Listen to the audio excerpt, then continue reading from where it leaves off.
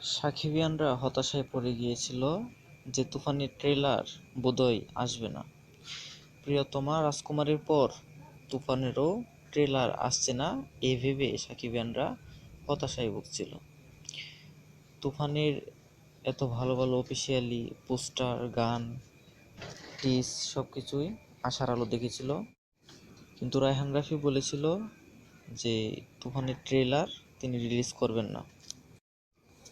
অবশ্য এই বিষয়টা নিয়ে রায়হান রাফি একটা গেম খেলেছিল পোল্টিবাস আরশাদ আদনানের বিরুদ্ধে। তিনি এই গেমটা খেলল।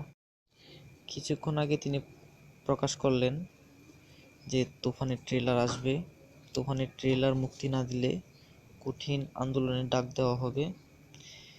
এই বিষয়ে জারি করেন রায়হান রাফি।